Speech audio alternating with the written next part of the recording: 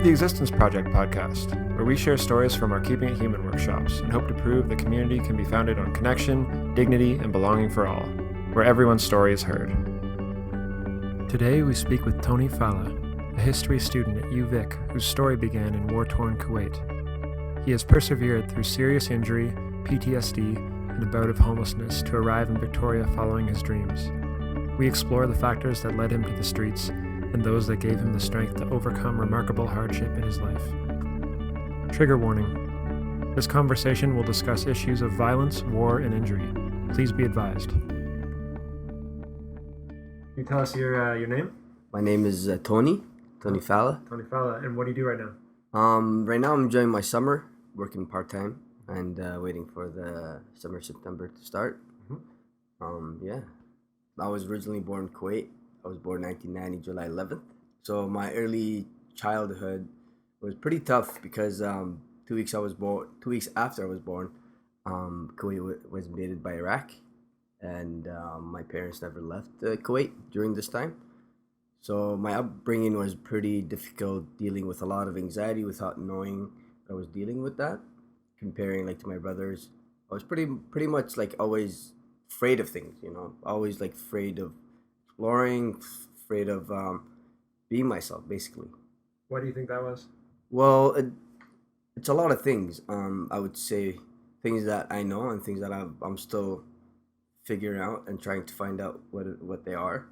Well, I could obviously, one of them is born in a hostile environment. That definitely leaves an impact on infants and kids for sure. Yeah. Pretty much I would say that. I'd probably say that the other thing would be my parents, since I have a lot of brothers and sisters. It wasn't I got that attention that I needed after. So imagine if you're going through war and you have a big family, you're occupied with a lot of things than taking care of your newborn, which I'm growing up calling my older sister mom because, well, from what I remember, she was the one taking care of me. So, yeah, I would say that would be the second thing, is not getting enough attention and healing time, basically. It was bang on, okay, let's move to the next thing, and it's wait, I'm not even finished with the first part, pretty much. Sounds like your parents were in a bit of a survival state, and that was the mentality growing up a little bit. Oh yeah, for sure. I would definitely agree with that, and I can't deny that, because staying in a hostile environment for 8 months, of course, they were always on the run, trying to get away further away from the war zone, and basically that was it. And then after was reconstruction, and it's basically I would say there were bigger problems in a way than me. Can you share an early memory, a story of a place, what did it look like, what did it smell like? Whatever, one kind of moment that you remember. Well, I don't have personal memories, but I remember I've always heard that my dad and my mom, they always said when I heard the sound of a helicopter or a plane, I always put my 2 fingers up, and I'd be woo. Every time I hear that, I would do it. And it's funny because growing up as a teenager, or even as a kid and teenager, I was always terrified from the sound of helicopters. I didn't know why, specifically only helicopters. And I don't know why until recently I figured out. It's I put those things together. Yeah, well, that makes sense, because every time I heard this, there was bombing going on. Right. Or sounds of violent shooting and stuff. Wow. So you grew up in Kuwait? Yes, yeah, Kuwait. Okay. And were you in a camp, or were you living in the city, or what was your living situation?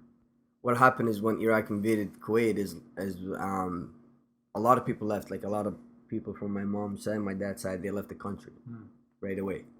Well, my dad didn't want to at the time. He didn't think it was going to be something big, until it was big, and he's too late just to move out of the country, just like that. So his second option was to keep moving it further away. And so what the people did is, people that stayed in Kuwait, is they just went to abandoned houses and they stayed in them. And then when they heard that the Iraqi army was getting closer, they would move to town further away. It was hide and seek, basically. They did that for 8 months, 8 straight months. And I've heard a couple of like horrifying stories, but like I'm gonna leave that to your imagination because it's a wartime, like you know, things that you see in the movies. Mm-hmm. So, can you talk a bit about your trajectory as far as like how long did you live? How long did you live there for, and what was the trajectory of getting you over here to Canada? Well, like I lived there until 2002. Mm-hmm. My dad left Kuwait in 1998, and then by the time he did paperwork and everything, we arrived February the 2nd, 2002. So it's like all twos, which is kind of weird. Yeah, so yeah, that day I remember we arrived Canada. Yeah, I was really excited to see snow. Well, was that your first memory coming here? Yeah, I remember we arrived in Montreal, and yeah, it was like really cold. I've never seen snow in my life before, so it was really exciting. And it was a new chapter in life, for sure. And you said you had some interesting things around identity, right? Because you didn't have like a nation. Yeah, yeah. It's like I'm pretty sure for some people when they hear that they think it's like that's crazy. Like you don't have any citizenship. Yeah, because Kuwait laws they have weird laws and stuff. If your grandparents aren't from Kuwait, you won't get the like Kuwaiti citizenship because my parents are originally from Iraq. So like I was born in Kuwait, but I never got a citizenship. So I didn't have any citizenship. When I flew from Kuwait to Canada, we flew through the Red Cross, and like we had literally like papers from the Red Cross saying like these people are they're eligible to fly. Wow. It's wild because when we got to Germany, the guy's like, "What the f is this? Like, what's going on? Like, I've never seen any. I'm not letting you guys go. You know, we barely spoke in English. It's just me, my mom, my sister, and my younger brothers. So we're like, we can't speak German. We can't barely speak English. And we're like, yeah, well, this is like, you know, we had to get people to come in and help us out. Wow. I think they were from the Red Cross. Yeah. Okay. Yeah. So without the Red Cross, it would have been difficult to get to Canada. Oh, for sure. Like I don't know how we would have got to it because like we didn't even have passports. Yeah. So can you describe that experience in Germany a bit more? Just like they saw you, you guys didn't speak much English. You're refugees at the time. I assume you were claiming refugee asylum. Yeah. The thing is just like they were confused. Like they were confused.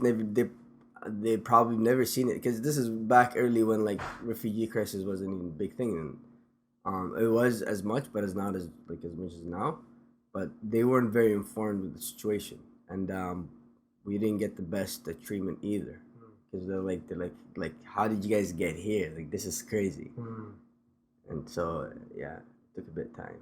Okay. All right, so tell me a little bit more about the next part of your life in Canada after you arrived. Yeah, so after we arrived here, it was like a mission just to learn English, and building a community and friendship.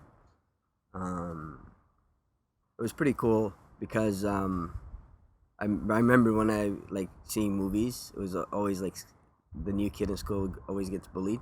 Like we lived in Ottawa, Ontario. We went to schools that were all like diverse. There's a lot of kids from basically all around the world, and so we didn't get bullied that much. Basically, like barely. I can't even remember a story from like middle school or high school that like they were bullied for anything, for like not able to speak English or being from somewhere else or having different skin color. So that was a really good thing to grow up being rejected from a country and like not being able to claim that you're from there, and then coming to Canada and being treated like a human being with lovely people. That was I would, if I look back on my life, that would be the best time of my life. Just your high school period. So my high school period is a little weird because I did 2 years high school in Canada. I did 2 years high school in Kuwait, and that ties actually to the next chapter of my life. So I went to visit back home after coming from 2002, and I was supposed to be there for 30 days. On my 21st day, I got in a car accident, and it was a severe car accident. I had to stay there for like almost 3 years. Wow. So I decided to finish high school there because my parents at the time, they were living there. So yeah, that was wasn't like another tough chapter that reminds me a lot of like my childhood, Mm. and it's like somehow connected to back to Kuwait where it's like Mm. bad things happen. Right. But it's a very good learning experience.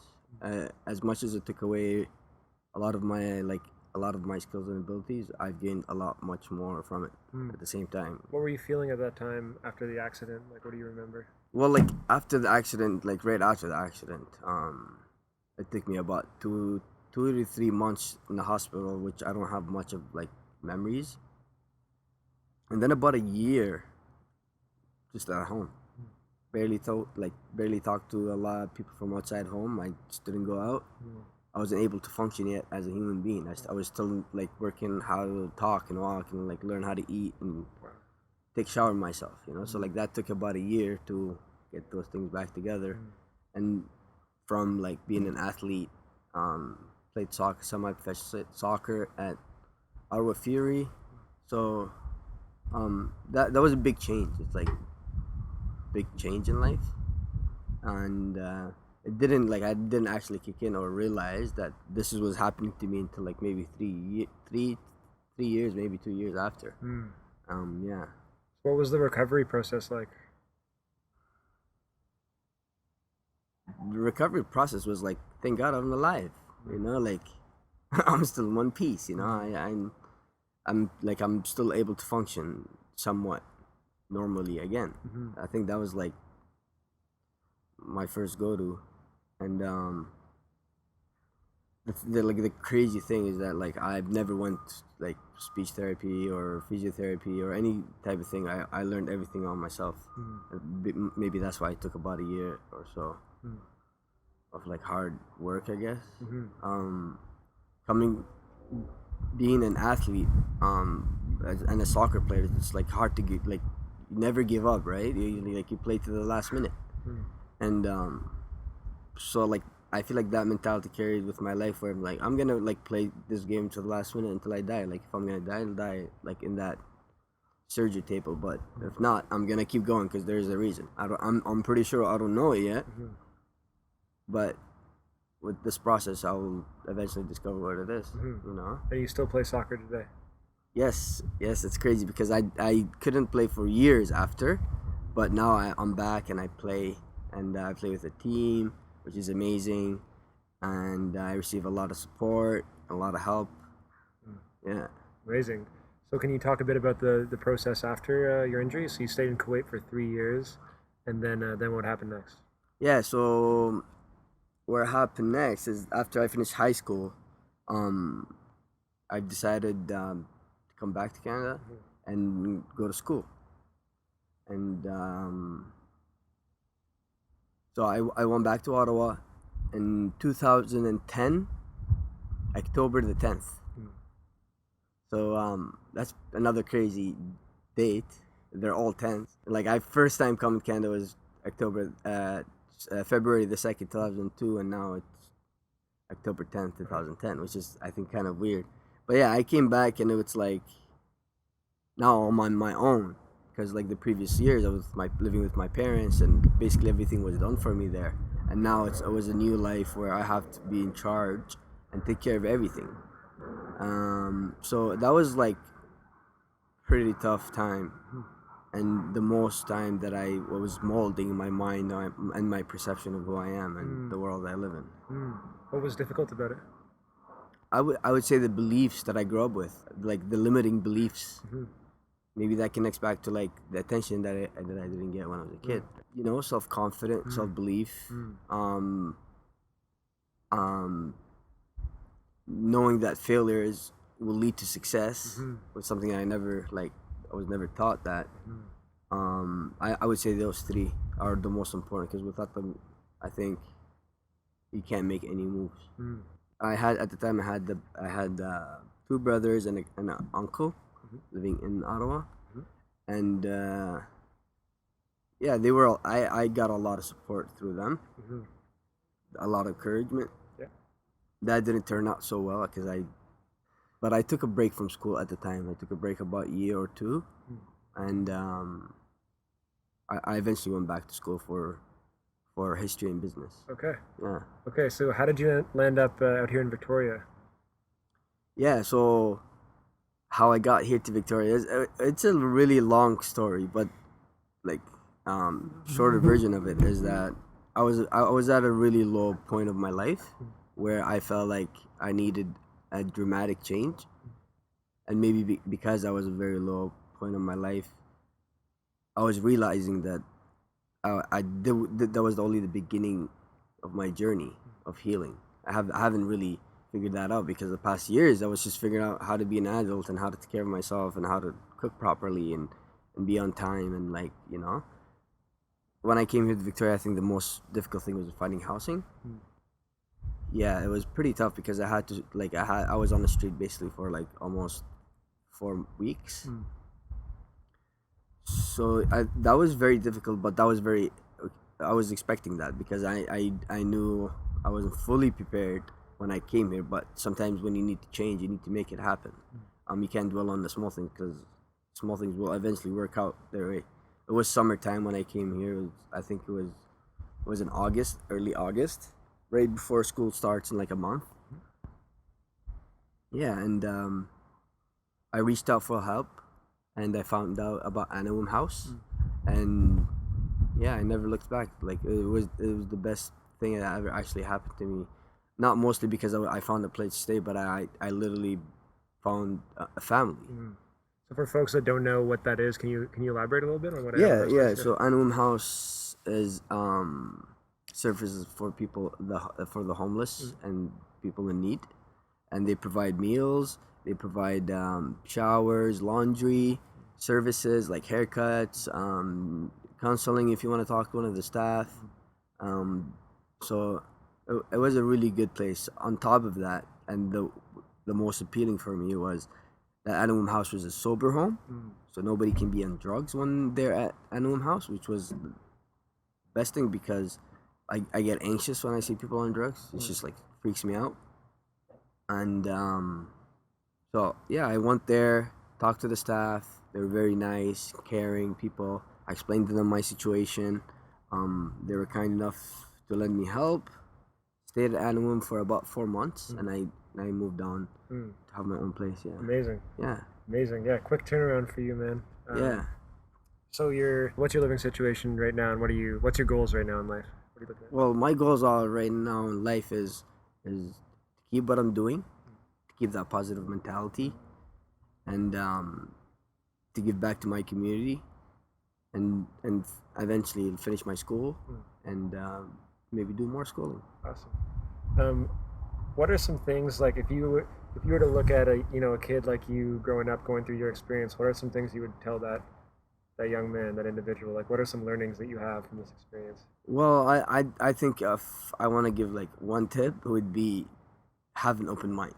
Definitely, having an open mind will help you through a lot of things.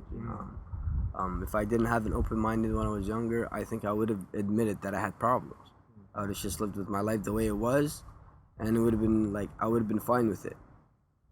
But having open minded actually led me to question things, question myself, question my behavior, my actions, my reactions, and come to a conclusion that like I need things done here. Like you need an update. That's why your phone gets updated every while. Like we need to get updated every while too, and like evaluate what we're doing and if it's helping us or not. I know for young people it's gonna be hard to do that, but that's part of the process is learning those bits and then connecting them at the end, you know.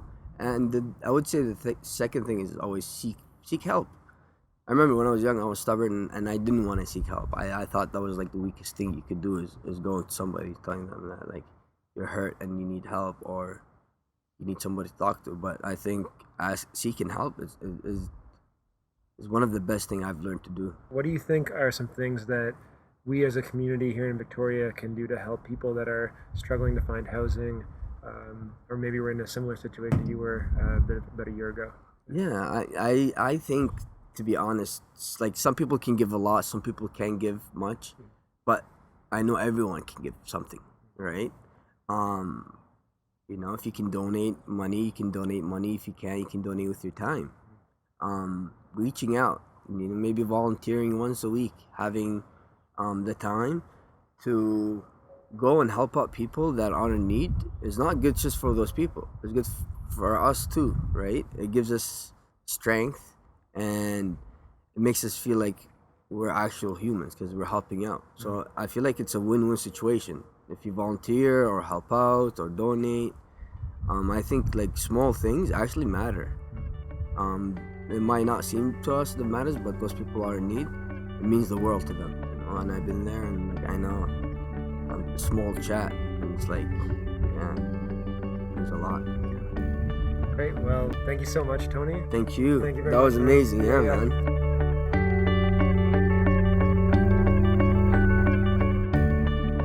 You've been listening to the Existence Project podcast. If you want to hear more, check out our website, theexistenceproject.ca, or follow us on Facebook and Instagram at The Existence Project.